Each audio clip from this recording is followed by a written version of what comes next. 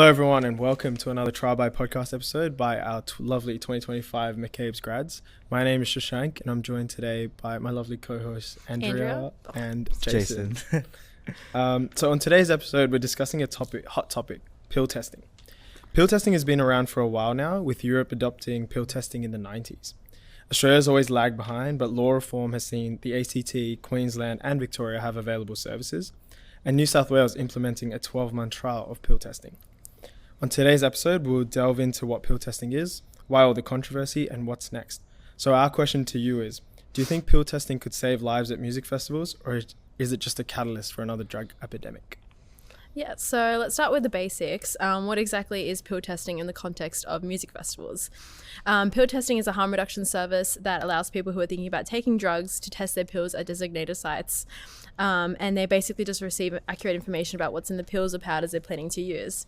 The test informs them of the purity of the drug as well as the substance it contains. And drug checking services are now being piloted in ACT and Queensland. A small sample of the substance is tested, and the results, like what the substance actually is, how strong it is, and if there are any dangerous additives, are given back along with a chat with a healthcare worker, just kind of discussing the risks involved. The anonymity provided as part of this trial is strictly limited to people seeking to check drugs for their own personal use, and it will remain an offence to possess illicit drugs at any event where pill testing is provided.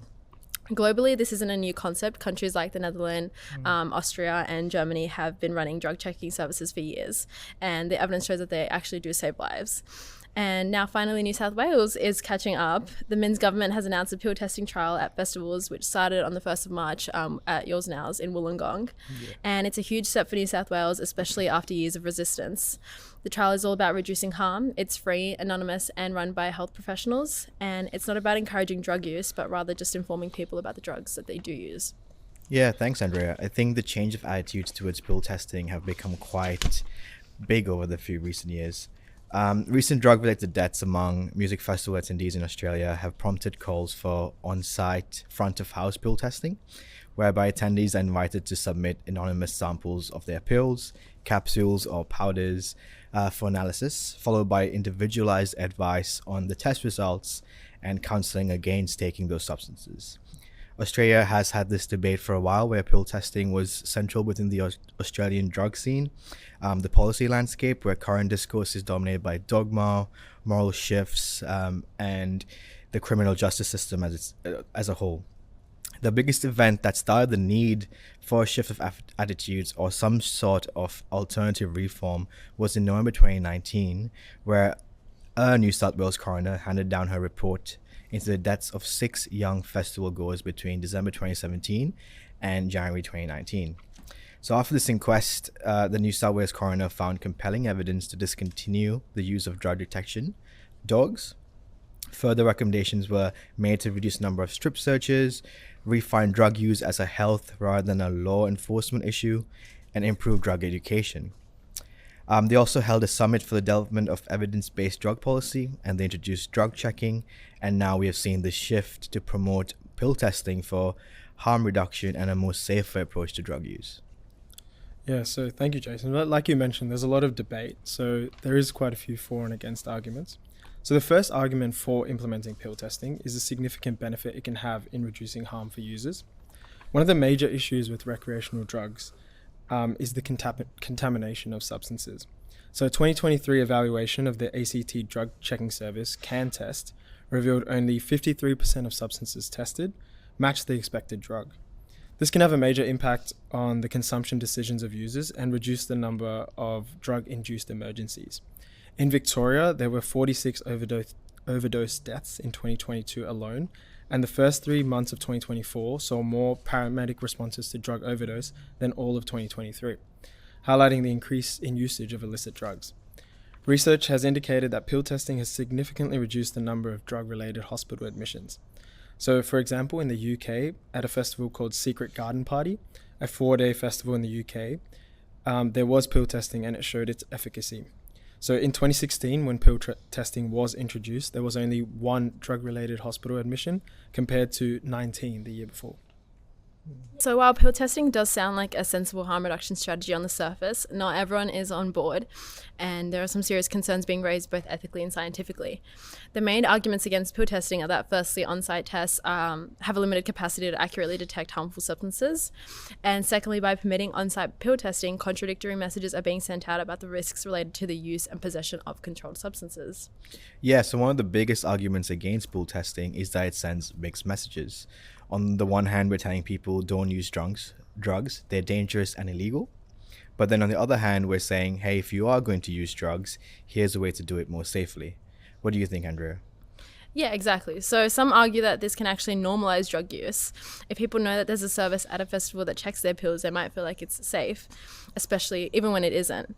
It could unintentionally create the perception that drug use is more acceptable or lower risk than it actually is. But that's not to say that the government is supporting illegal drug use, as reinforced by the Minister for Police, Yasmin Catley, who said, make no mistake, illicit drugs are illegal and harmful. Yeah. Yeah, you both raised really good points. So again, coming back to for pill testing, pill testing can actually induce a shift in the production of illicit drugs. So in 2014, a study by NDARC found that pill testing can alter the market for drugs significantly. So after the introduction of pill testing, there is evidence to suggest that pills identified as dangerous have left the public market, and the ingredients of tested pills started to correspond to the expected drugs over time. So this shows that it can actually drive manufacturers to refrain from contaminating the supply. Yeah, that's a good point. But on the other hand, there's the question of how accurate these tests actually are. A forensic toxicologist, Andrew Leiby, and a scientist with SafeWork Laboratories has raised some pretty big concerns. Right, so he points out that on-site testing is quick and convenient, but not exactly precise. To really analyze a pill properly, you need advanced lab equipment and trained scientists, and that kind of analysis can take days. So when you're at a festival, you're getting results in minutes, and that speed comes at a cost. Yeah, the testing kits on site are quite limited. They can't detect every toxic substance or contaminant, especially when it comes to a new or synthetic drug that's been made recently. Let's take NBOME, for example. It's a dangerous hallucinogen linked to multiple deaths, and standard pill testing methods probably wouldn't catch it. Yeah, and it's not even just what's in the pill, it's also about how much. So these on-site tests can't measure concentration levels. Even if a pill contains MDMA and nothing else, if it's a super high dose, it can still be fatal, and that's a really huge gap. Yeah, so from a public health standpoint, there's a risk that pill testing could offer a false sense of security. People might feel reassured by a clean result, but that doesn't mean the drug is safe or that it won't cause them harm. Yeah, and then there's a broader question, does pill testing actually work? Some critics argue that it could even fuel the market. If people think drugs can be tested and made safer, demand could actually increase, and that's the opposite of what we want.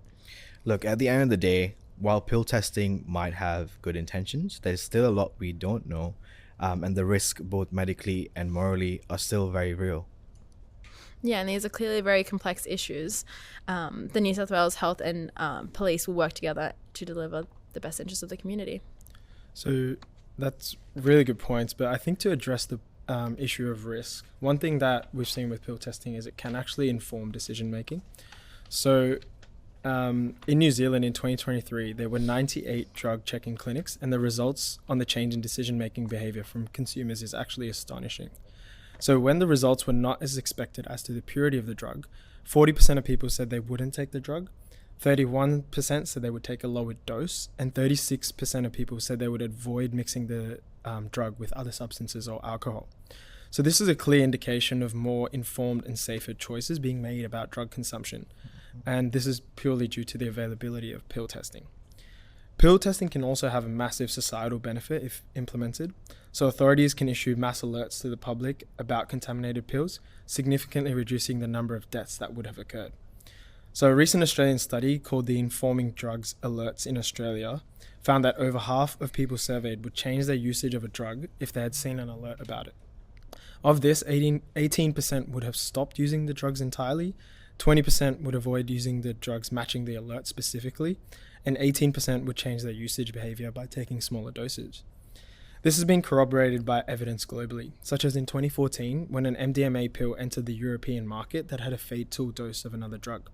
The Netherlands, who've had pill testing since 1992, issued an alert and reported no deaths related to the pill, in comparison to the UK, where several deaths occurred due to the same pill.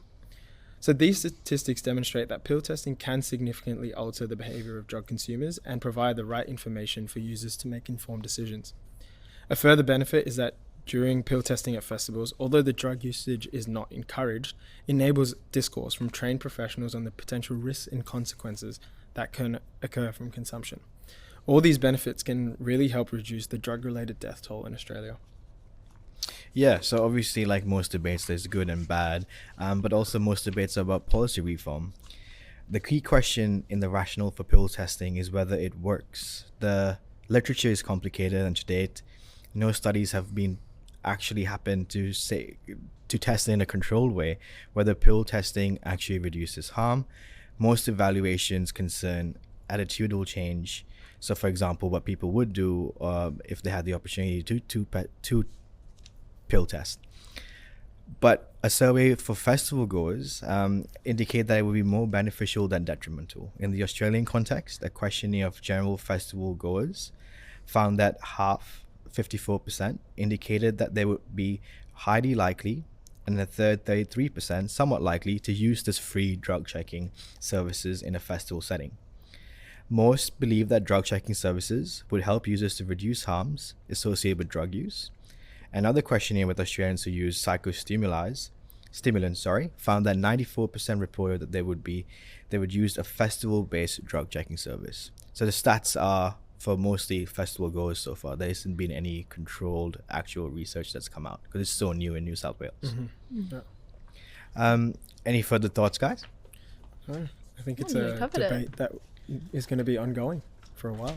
Perfect. Thank you so much for both points. I think, like I said, it's a big debate and will continue going on. Yeah. But thank you for coming in today. And I think the main question is, what do you guys think as listeners about the entire topic? Thank you. Thanks. Thank you.